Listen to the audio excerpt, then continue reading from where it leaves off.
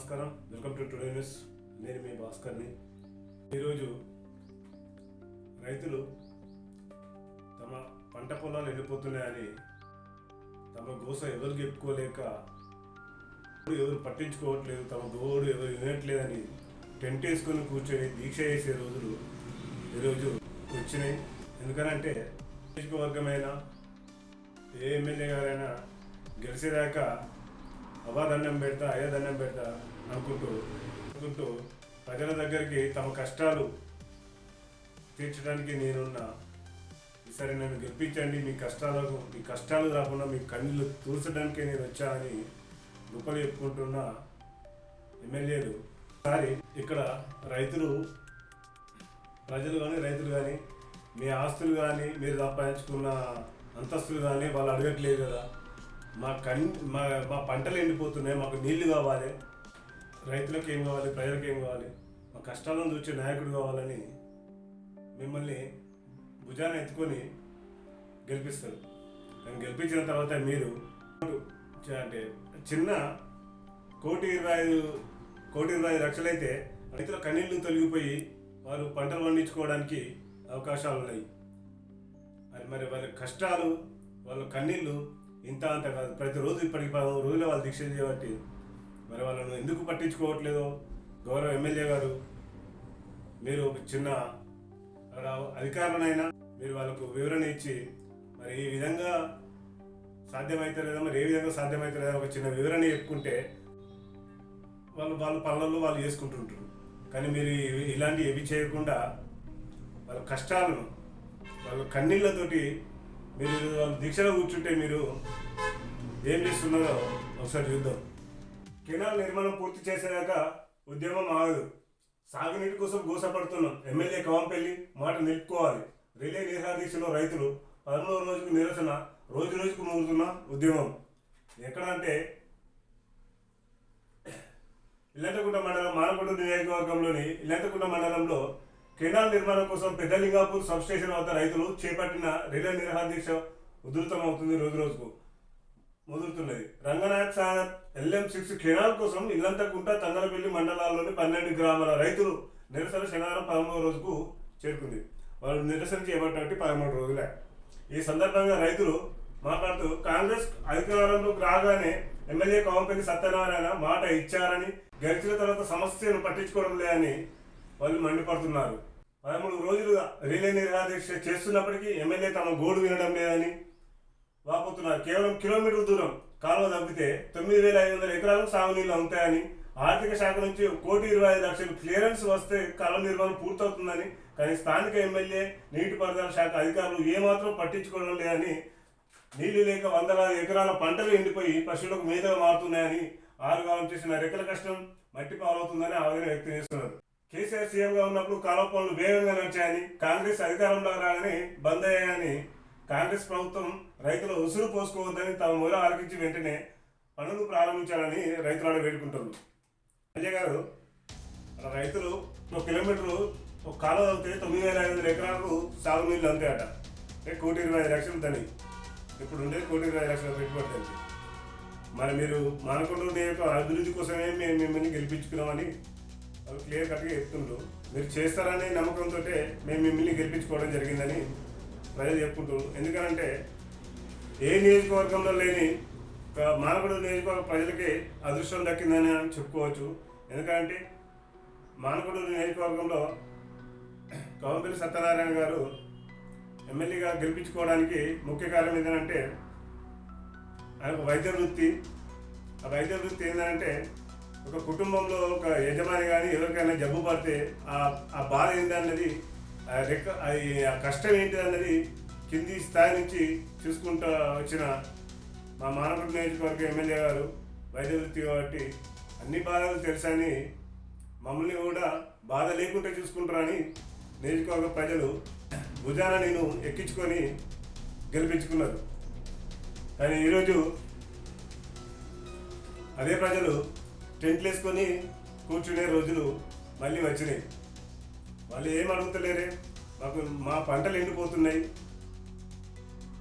బోర్లు ఎత్తేసినాయి, కాలువల ద్వారా వచ్చే నీళ్ళు వస్తలేవు, మరి ఇప్పుడు మేము పంటలు పండించుకోవాలంటే మేము ఏం చేయాలి? కాలువ ద్వారా వచ్చేందుకు అవకాశాలు ఉన్నా కూడా మీరు మమ్మల్ని పట్టించుకోవట్లేదని వాళ్ళు దీక్ష చేసుకొని టెంట్ వేసుకొని కూర్చున్నారు. దయచేసి మా గోడు వినండి.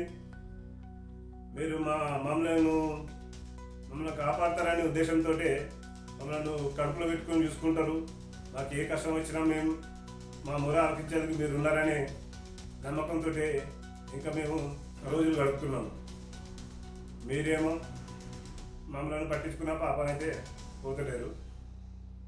ఎందుకంటే రైతులకనే కాదు, మీరు ఏ వర్గానికి కూడా న్యాయం చేస్తలేరని ప్రజలు అనుకుంటున్నారు. యువకులకు కానీ నిరుద్యోగులకు కానీ కనీసం ఉపాధి చూపించడంలో కూడా మీరు విఫలమైనని ప్రజలు చర్చించుకుంటున్నారు. మీరు మా కష్టాలు చూస్తారని మేము వేడుకుంటున్నాం.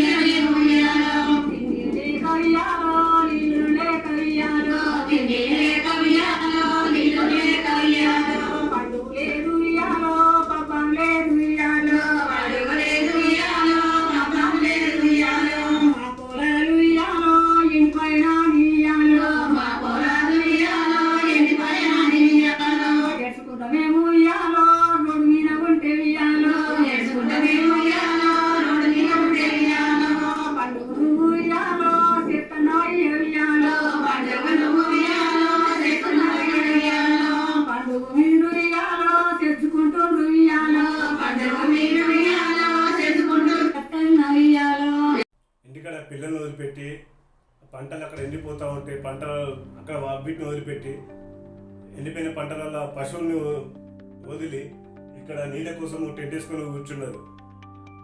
దేవుడా నువ్వే దిక్కు, మా ఎమ్మెల్యే గారు మా మొర ఆలకించాలని వాళ్ళు మొక్కుతారు.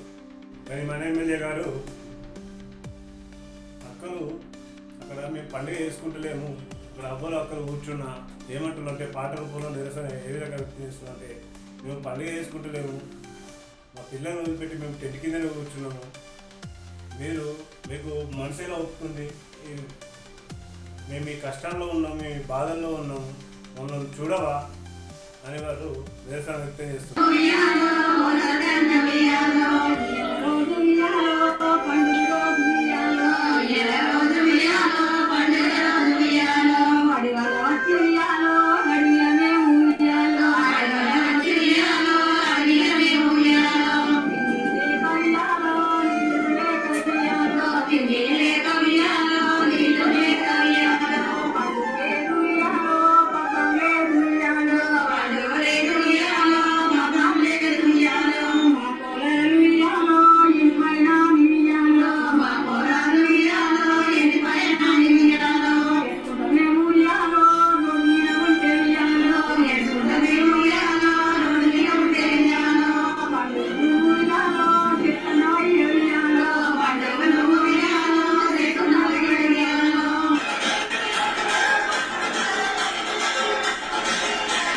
వాళ్ళ బాధ, వాళ్ళకి కావాల్సిన నీళ్ళు సార్. ఆ పంటలు వండితేనే 3 పూటలు వాళ్ళు తినగలుగుతారు, వాళ్ళు ఇంకేమైనా వేసుకోగలుగుతారు. కానీ ఆ పంటలకే నీళ్లు దిక్కు లేక దేవుడా నీవే దిక్కు అన్నట్టుగా ఈరోజు అందరినీ వదిలిపెట్టి బంధాలను పిల్లల్ని అందరినీ వదిలిపెట్టి టెంట్ కింద కూకుండే కాలం వచ్చింది. యువత ఈరోజు ఉపాధి లేక రోడ్ల మీద రోజులు వచ్చినాయి. స్కూళ్ళలో చూసుకుంటే కొన్ని స్కూళ్ళల్లో ఇప్పటికీ టాయిలెట్లు దిక్కులేవు. రైతులను ఈ విధంగా కోస్తున్నది రైతుల కోస. నిరుద్యోగులకు ఉపాధి అవకాశాలు లేవు. రైతుల కన్నీళ్ళు ఏమంటారు చూసినా, ఎద్దు ఏడ్చినా వ్యవసాయం బాగుండదు, రైతు వేసినా రాజ్యం బాగుండదు అన్నట్టుగా వాళ్ళకు దుఃఖాలు ఆగక వాళ్ళు పాట రూపంలో ఈ విధంగా పాడుకుంటారు. ఎమ్మెల్యే గారు మిమ్మల్ని ఏమడుగుతున్నాం? మీరు సంపాదించిన దాంట్లో మీ సంపాదన ఇవ్వకుండా అంటున్నాం కదా, మీ సంపాదన వద్దట్టున్నాం. 1,20,00,000 తోటి క్లియర్ అవుతుంది.